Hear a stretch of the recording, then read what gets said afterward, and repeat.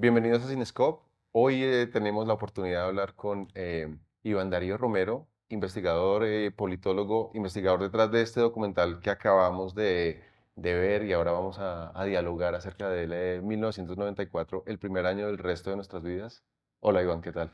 Muchas gracias, Nico, por la invitación. Muchas gracias a Unitec por invitarnos desde Señal Memoria a presentar tanto el documental como el libro 1994, el primer año del resto de nuestras vidas, que esperamos sea una herramienta no solamente de entretenimiento, sino también de investigación para los estudiantes que hacen parte de los programas de comunicación social de Unitec. Vale.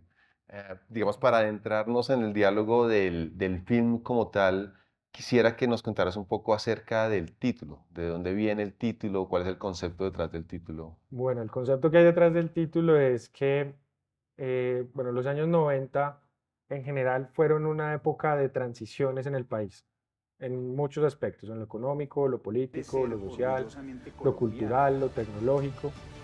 Y luego de hacer pues, una investigación entre Señal Memoria, Patrimonio Fílmico, Diptongo, pues se encuentra que 1994 es como el En el punto de año 94 inflexión la en única forma de términos de mostrarnos al una mundo serie eran de con cosas transformaciones que realmente justo pasaron en ese mentorias y momento. calidosas. En el 94, Entonces en el empezamos a ver contexto del que negocio de los medios de era comunicación. como el año en el que realmente se habían generado muchas rupturas. Gran parte de los hitos que identificamos en la década de los 90 eran esos momentos a tener en cuenta en el documental.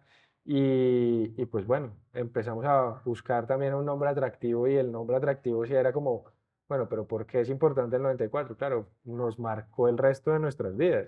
Ya veníamos de unos ochentas algo caóticos, traumáticos, conflictivos.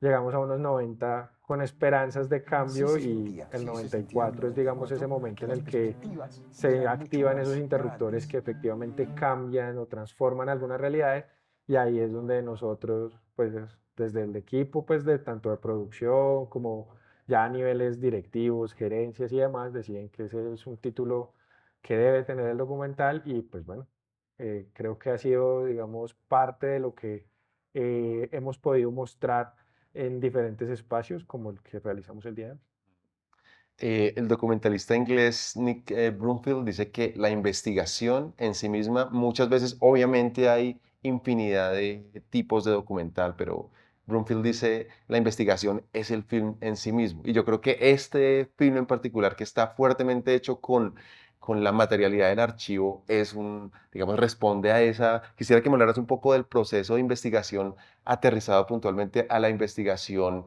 filmográfica, ¿no? A jugar, a investigar, a escarbar en el archivo.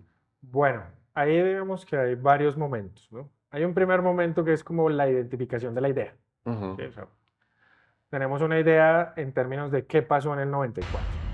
Entonces, a partir de eso se definen una serie de hechos, ¿sí? Digamos que de alguna manera los podemos organizar por temáticas. Entonces, lo político, lo económico, lo social, lo cultural, lo tecnológico, y empezamos a investigar cuáles son estos hechos o hitos más relevantes.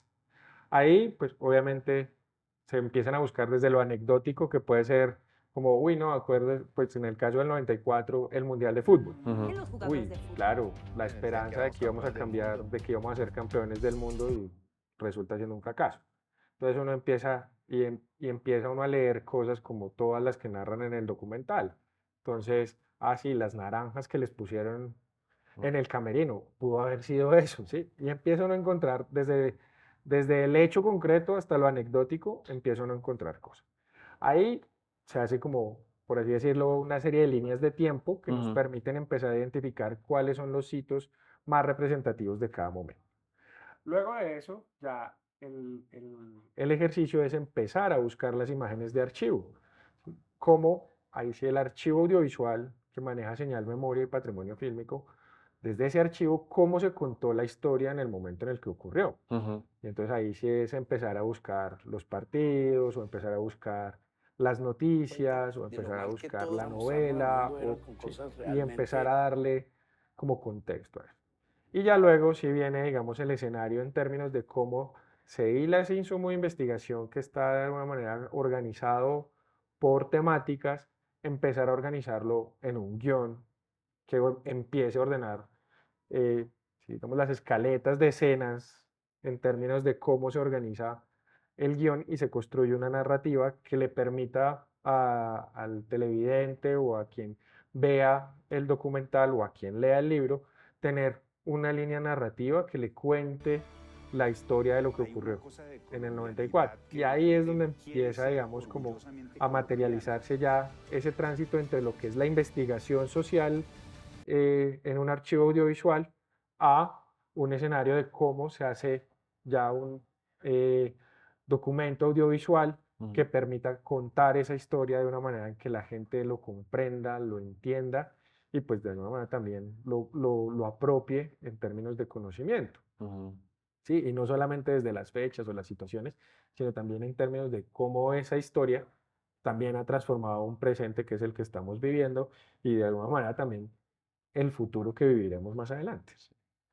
En ese proceso que tú describes, acopiar esos insumos de investigación y buscar su contraparte visual, eh, y además teniendo en cuenta también el proceso previo de producción, ¿no? Es una coproducción entre diferentes entidades, ¿no? Esto también ahí tiene un componente privado, hay un componente estatal. Me imagino que eso genera de alguna manera algún tipo de interacción que es compleja, ¿no? ¿Cómo de alguna manera se navega un proyecto como esos en esa complejidad Pues bueno, gerencial, digamos digo? que hay dos niveles, ¿no? Yo diría que hasta tres. Hay un nivel, digámoslo, gerencial administrativo, en términos de cómo se ponen de acuerdo, en términos de el alcance para la financiación del recurso, de la financiación para poder hacer el proyecto audiovisual.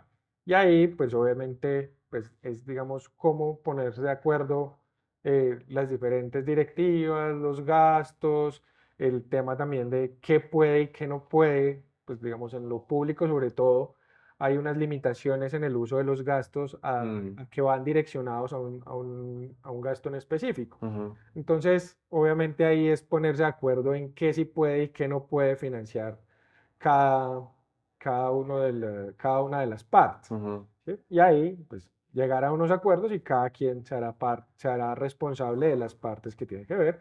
Y el equipo de producción, que en este caso, pues, era un privado, pues dice, yo ordeno, hago mi plan de trabajo y a partir de lo que pueda hacer cada una de las partes, pues, recoge y entrega, ¿cierto? Ahí está, digamos, como la parte administrativa y la parte operativa. Y ya en lo que sería la parte, digamos, del manejo del archivo, pues obviamente, digamos, el archivo que es propiedad de señal memoria, pues es un archivo público que, pues al ser un producto también de la marca, pues no implica, digamos, unos gastos adicionales más allá del equipo de investigación, ujú, que obviamente nos encargamos de hacer la revisión, la búsqueda y demás. Y ya, pues obviamente si hay escenas o fragmentos audiovisuales o imágenes que haya que buscar en otras fuentes, porque finalmente, digamos, hay periódicos, los periódicos, digamos, Espectador, El Tiempo, pues tienen sus propios archivos, son archivos privados, tienen una serie de costos mm, en términos de número de imágenes, calidad de las imágenes. Ya digamos, en el tema de videos, pues pasa lo mismo tanto con RCN como con Caracol en términos de cuántos minutos tiene cada fragmento y dependiendo de eso, cuál es el cobro o cómo se puede hacer una negociación para que efectivamente eso suceda. Entonces ahí digamos que son como esos dos niveles en términos de lo administrativo, esos tres niveles, lo administrativo, que pues es, digamos poner de acuerdo las gerencias, lo operativo en términos de cómo poner de acuerdo a todos los actores y ya la parte, digamos, técnica que es, listo, qué necesitamos de cada uno de cada una de las partes y cómo eso lo vinculamos se vincula al guión y ya, digamos, que ahí sí el proceso de realización del documental es que dice qué fragmentos o qué partes necesita para poder cumplir, digamos, con el escenario y pues obviamente también ahí entran en juego las entrevistas que se hacen a los entrevistados, a los validadores, pues en este ujú. caso, que son los que de alguna manera validan la información que se entrega en los insumos de investigación y son ellos los que dicen, ah, sí, yo me acuerdo que esto pasó, o yo me acuerdo que esto sucedió, o en estas situaciones esto pasó. Y pues obviamente en un producto audiovisual, pues obviamente es más, ¿cómo decirlo?, llamativo que las personas que son los validadores sean personas con un alto reconocimiento. Por Ujú. ejemplo, en este caso, pues son actores, En son 94 músicos, estamos en el más o son menos gente en que estábamos pues así con tiene negocio gran inmobiliaria reconocimiento, un que no, no, no, expresidente, una ex para reina Todo de esto es sobre el belleza. 94. Entonces, eso pues obviamente hace más atractivo ya, digamos, es el proceso de postproducción en términos de, no, mire, este documental habla Paola Turbay, que fue reina, virreina universal, luego fue comentarista de la W, luego fue actriz, luego, sí, y hace parte, digamos, también de ese referente identitario, imaginario, colectivo que tenemos los colombianos de lo que debe ser una reina, que es Paola Turbay. Entonces, también que eso esté ahí, pues ayuda un montón. Bueno, ya para, digamos, redondear y quisiera que tal vez invitaras a la gente a que vea el documental y sobre todo que algo creo que es muy importante de lo que hacen ustedes en Señal Memoria es también contarles que ese archivo está ahí a disposición, por ejemplo, de otros creadores. Tal vez invítalos a ver el documental y pues a encontrar esa otra parte ya para despedirnos. Claro, no, son todos bienvenidos a ver el documental 1994, que está cargado en la plataforma RTBC Play, que pues yo lo digo de manera muy coloquial, pero es casi nuestra red de streaming pública, y esto permite que obviamente tengamos, digamos, acceso a producciones nacionales como este documental y muchos otros que se han producido por los medios públicos. Adicional a eso, pues la invitación es a que obviamente conozcan el archivo de Señal Memoria, es el archivo audiovisual más grande que tiene el país, son cerca de 700.000 documentos audiovisuales, y pues obviamente ya hemos avanzado en la catalogación de cerca de 140.000.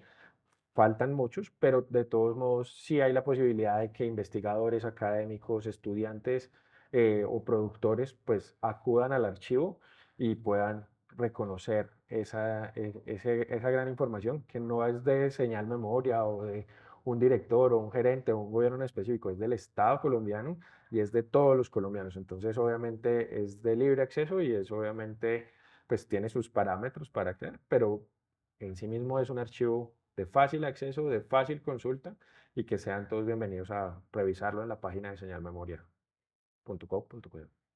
Listo. Pues gracias por el bello documental, lo relevante y lo importante del trabajo investigativo sobre todo. Y bueno, nos veremos en otra oportunidad en Cinescope. Vale, muchas gracias por la invitación, Nico. Que estés muy bien. Vale.